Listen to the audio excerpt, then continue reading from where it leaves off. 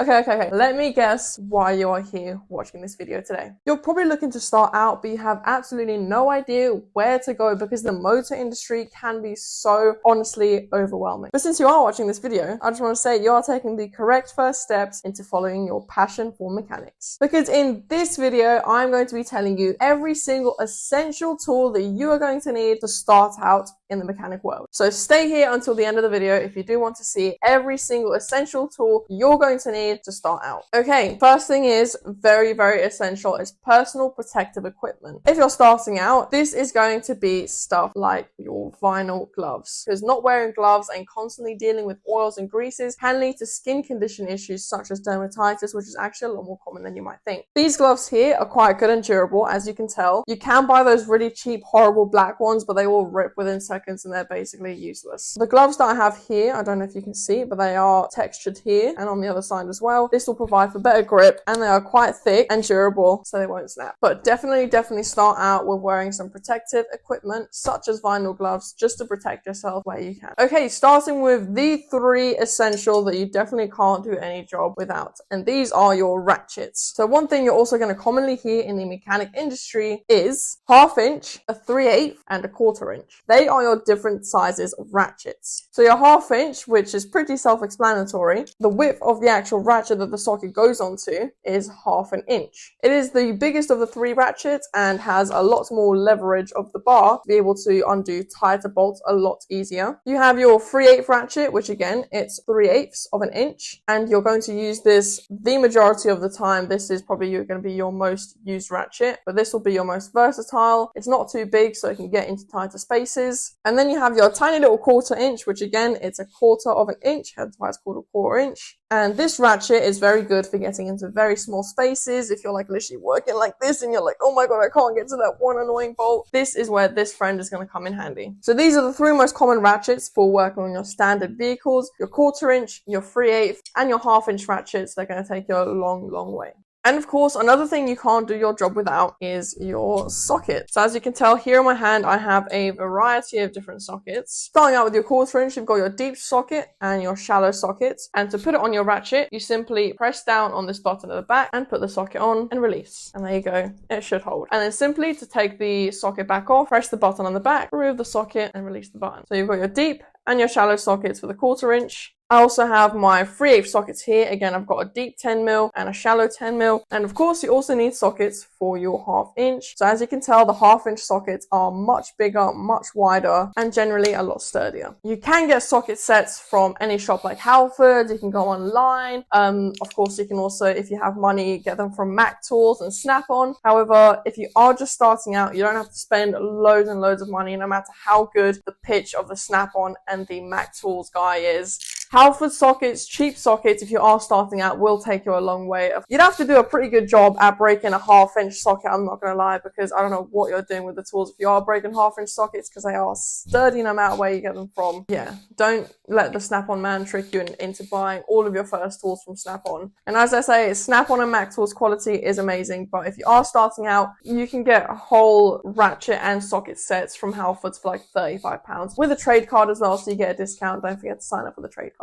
Okay, so now that you've got your ratchets and sockets, you're going to need to be able to reach things that are deeper down. And this is where your extension set comes. But here are your extension bars. Again, this is definitely an essential tool because if you do want to reach something that's further down, you're not going to get anywhere without these bad boys. You've got your short, your medium length, and your long length extensions. This kind of set of extensions will get you anywhere, and you can also get your long, your medium, and your short and make a super long extension. Although this isn't recommended, especially if you're using power tools, because you can just see how unstable that is. But if you're using a ratchet, you are more than okay to multi-extend these. Along with your standard sockets, you also have a variety of different types of sockets. This includes what they call an E-socket, which looks kind of like a flower or a star, whatever you want to call it. You also have what you call your Torx or your T-sockets, which again, it looks like an E-socket but inverted. And then you also have your hex or your Allen key sockets. So your hex or your Allen key socket,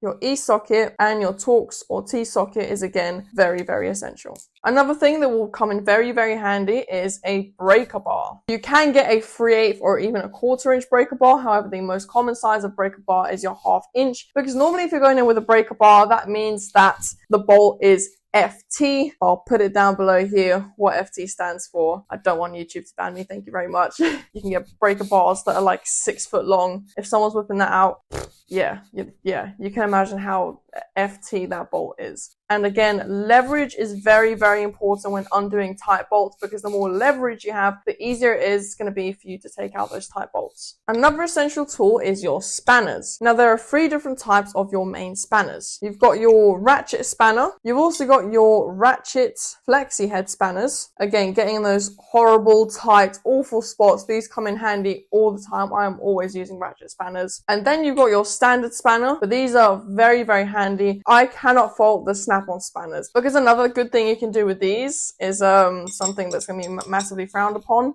is you can link them together. It will just give you so much more leverage. So if you're pushing down on something and trying to undo something that's super, super tight, doing this method will give you more leverage. And the snap-on spanners for doing that method are like indestructible. I've done this method on these spanners so many times, and as you can tell, it still looks brand new, isn't bent out of shape, hasn't snapped or anything. It's amazing. I'm just advertising Snap-on right now. Sponsor me. Anyway, snap-on spanners, incredible. You've also got leverage bars. Now again, these come in lots of different sizes. This is a medium-sized leverage. Again, I got mine in a set with a really short one and a really long one as well. Again, if you have something that needs taking off that is struggling to come off, like alternators, for example, sometimes if you're trying to take an alternator off, sometimes they'll be rusted in and they'll be solid and stuck. Pop one of these in and push the alternator back, and it's so much easier. Another essential tool are your trim tools. Here I have 2 different sizes of trim tools. You've got the shorter one and you've got the long reach one. This has got me out of so much crap because they come in handy all the time. Things like wiring, they're held on by loads of plastic clips, which you can take off using these. Again, another must-have in your toolbox is what we call picks. This is a right-angled pick. You can get lots of different shapes and sizes. Again, you can get shorter ones, you can get really long ones, you can get like these really weird bendy ones, you can get hooks, you can get straight picks. So again, a set of picks is very handy, especially again, getting into all those little places, taking things that are very difficult off if you need to like get into somewhere. Again, taking plugs off, they're very useful for taking plugs off, as you can just pull back the little clip and then you can pull back the little plastic sort of mount thing that holds the plug on, and then just pull the plug off. Again, I've got a smaller size one here, as you can see. Another thing that's very good to have in your toolbox is screwdrivers. This includes flatheads, things like Phillips screwdrivers as well. There are quite a few Phillips screws and flat screws in cars, such as for trim, mostly for things like trims. So again, it is very good to have these, even just for levering in little bits, even for helping pull things off and stuff like that. Especially for servicing is what you call your spark plug socket. This is a socket that has like a different type of shape, and it has a little indent in the middle of it, and it also has a bit of rubber at the end, just so it smoothly sits on the spark plug and is able to obviously take the spark plug off. Another type of socket is your impact socket. This you can use on your impact tools, such as your big 1/2 inch power tools. As you can tell, this is a 1/2 inch size socket. Your impact sockets are a lot more robust and can take a lot more torque and pressure on them. So if you are using power tools rather than ratchets, I would definitely recommend getting a set of impact tools, because again, you don't want your socket snapping. Another thing you have is your hammers. Now this is for when things get real and something ain't coming out. You have many different types of hammers. So here I have, of course, the ballpoint hammer. You also have club hammers, and a very important one for the mechanic industry is your copper hammer, as copper is very soft. So if you are hammering things with a copper hammer, it won't cause damage to the thing you're hammering, other than the copper. It, like after even a week's use, it looks like it's been used for about 10 years. Another socket thing you have is your oil filter tools. Again, for taking oil filters off, obviously, if the oil filter is one of those metal ones, sometimes the oil filters are actually in a plastic housing, which are normally taken off with a big socket, such as a 27mm socket, for example. However, if it is like a metal spin-on oil filter, then you can get yourself one of these. Another very useful thing that you can use for things that do not want to come off, such as your oil filters, you can get water pump pliers. Again, and you can just adjust it to whatever size you need and yank that oil filter off. And these, I probably use these more than anything to take them off, because if you're taking the oil filter off anyway, it doesn't matter if they're damaged, but these do come in very handy for taking off things that are very, very stubborn, or even pushing in brake caliper pistons. I use these all the time. Probably should have mentioned right at the start, it's just a bloody torch, but as long as it has a magnetic base so you can stick it places, even though now cars are 99% plastic and nothing is magnetic anymore, and it's really frustrating because the torch won't stick to nothing. And speaking of things of helping you see, a mirror is again a very, very handy tool, and not just for looking at your own reflection, but also just for seeing things. Again, you can extend this, put it around the back of an engine or something. If you're trying to look for a leak, or if you're trying to look for where a bolt is and things like that, it's very good for seeing where something is. A little flexi mirror, very good thing to have. Anyway, so a little magnet. Again, these come in a variety of different sizes. As you can tell, this is a very small magnet. It's going to save you, because trust me, you're going to be dropping things. A magnet. Another thing that is very, very useful is your wire brushes or your wire wheels. It looks like a toothbrush. Don't use it on your teeth. Your dentist will not appreciate it. But this, again, if you need to take off any rust, any brake dust, this is absolutely essential, especially working on cars. Bolts are going to be rusted. Good luck. Your hairs are going to go grey from stress in about 2 years. That's why I've had to dye mine. Another essential tool that people often forget about is your wheel cap remover tool. Again, this just hooks onto those plastic wheel caps, and then you can pull them off. Two more essential tools that you have is your measuring devices for your sort of health checks and things like that. If you want to check how much tire tread you have left or how much brake pad wear you have left. Another essential is drill bits. So I have quite a few selection of drill bits here, but they will get you out of not only sticky situations, but you can also use drills to put on new number plates and things like that. If you need to drill a hole into something, if you need to drill a new hole into somewhere because you've rounded a bolt out and you need to get it out. You also have your sets of pliers. These come in handy all the time, not only for getting things off, but for things like pulling out fuses, taking wiring off, getting into horrible places, taking things out, putting things back in. These are very useful, and you have, of course, as you can see in this set, there's quite a few. So here you've got your side cutters. These are good for, I mainly use them for wire repairs. Again, you've got a sharp edge here.